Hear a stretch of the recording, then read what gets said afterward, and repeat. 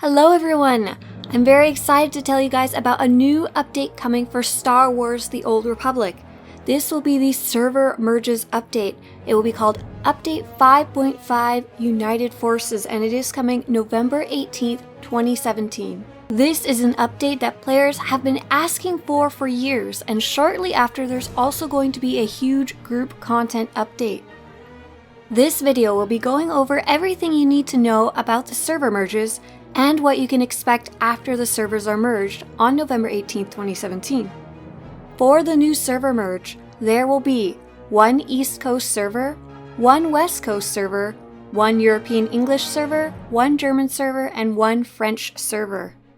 For players who played previously to the server merges, here are what the server merges are going to be. On the West Coast, Harbinger, Bergeren Colony, and the Bastion will be merging into a new server called Satele Shan, the West Coast North American server. On the East Coast, the servers that will be merging are Jedi Covenant, Shadowlands, Ebon, Prophecy of the Five, and Jung will be merged into a new server called Star Forge for the East Coast North American server. For those of you on English European servers, the Progenitor, Freedon, Nadd, and the Red Eclipse will be merged into a new server called Darth Malgus.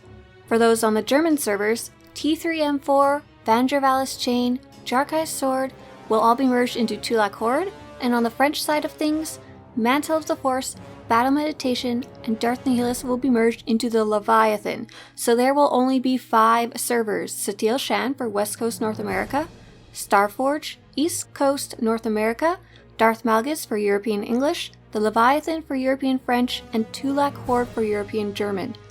5 servers total, very easy to choose from when you're making a new character. And here's what you need to know before the servers merge. All of your items, strongholds, guilds, legacies, and characters will come with you during the merge. You don't need to worry about anything in your banks, in your mailbox, on the GTN, or your outfit slots. They should all automatically travel with you to your new server. If you're actively playing on multiple servers and you'll have too many items in your legacy bank after the merge happens, they will go into a legacy bank overflow.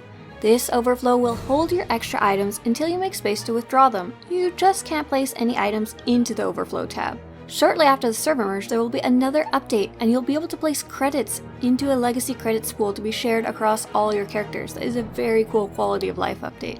If you have multiple legacies across more than one server, they will be merged into one, including all your unlocks and achievements from your various legacies.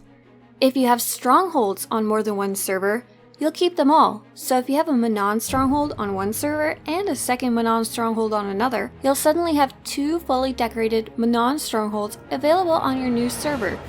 But you will only be able to have a total of 10 strongholds active and visible at a time. One really big thing you need to be aware of is how character names will work during the server merge. If someone has the name Satele on one server and someone else also has a character named Satele but on another server, if those 2 servers merge, only one person can keep their name. Who gets to keep their name will be decided by the game. The first thing you need to know is that players who subscribe will automatically have priority over those who aren't subscribed. So even if you have played your character for years, someone who is subscribed will have priority over you if you are free to play or preferred.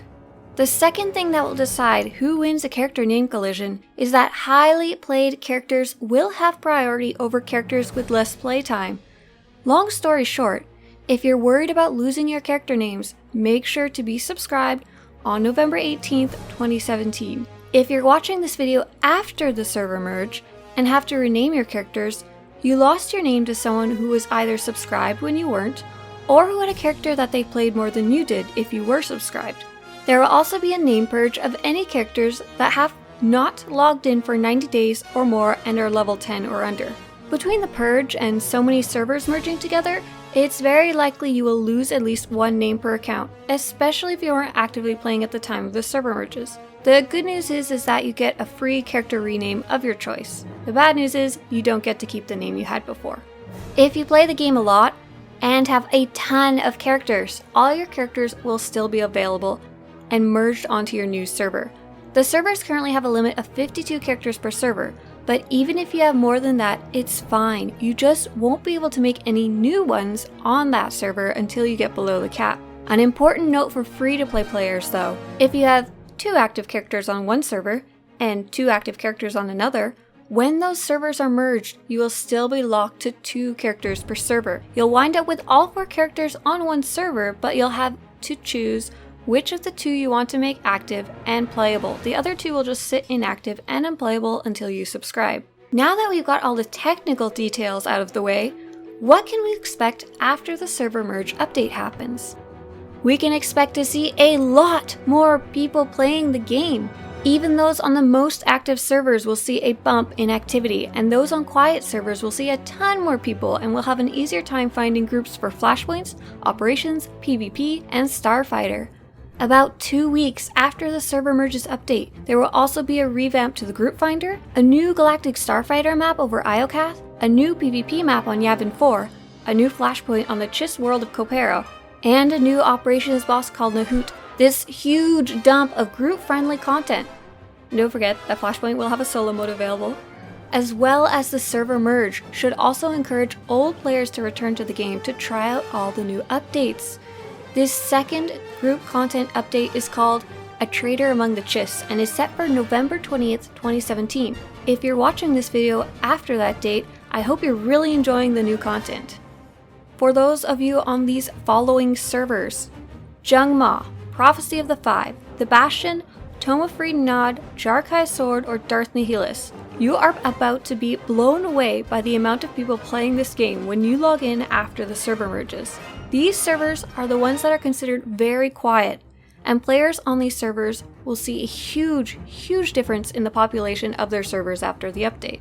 The server merge should also help keep new players stay in the game. Often new players accidentally pick these quiet servers without knowing their history and log into a game that feels like no one is playing it. Can you imagine going to the fleet and only seeing 15 people there total? Now all players should log in for the first time to a fairly active server, no matter which of the 5 new ones they choose. Choosing a server will also be a lot less of a complicated task for new players who aren't aware of what they are. Guilds, especially guilds on the more populated servers, should prepare for an influx of new players joining their server.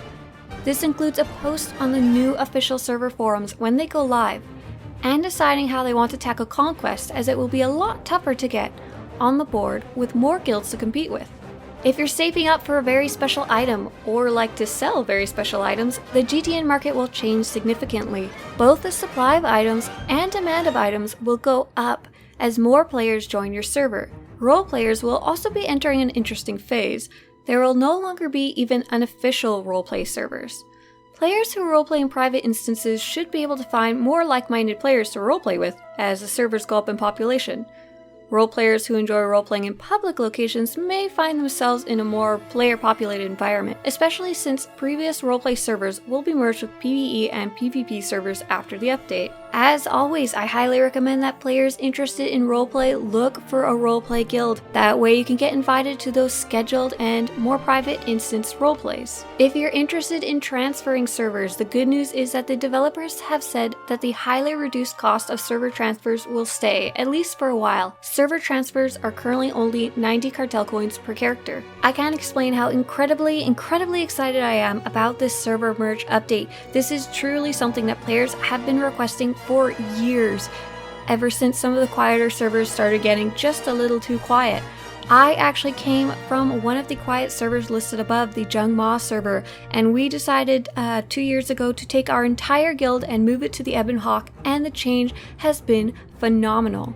As soon as we moved, all of a sudden we had people to do PvP with, PvE with, and roleplay with. And I can't wait for that opportunity to happen to those who are also still stuck on the small servers, especially those who are tied there due to guild reasons, friendship reasons, or who just can't afford to transfer an entire legacy over. And especially for those who are new and joining the game and don't realize that those quiet servers are not necessarily the ones you shouldn't choose. Now every time a new player makes a new character, they are going to be logging in to a server that has tons of people to play with on it. I'm also really excited for the update that's coming shortly after server merges. I didn't realize how much content was going to be coming in that Traitor Among the Chiss update. New operations boss, new flashpoint, new PvP map, new GSF map, and an update to the group finder. It's going to be awesome, and I'm really excited for it. This is going to be one of the biggest updates we've had in a very long time. So there you go, that's everything you need to know about the server merge happening November 2017 in Star Wars The Old Republic.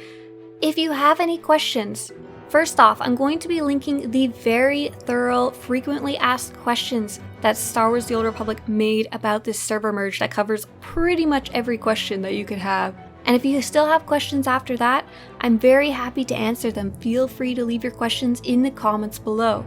I hope you've enjoyed this video, and for those of you who are going to wind up on the Starforge server, I'll see you there after the server merges update.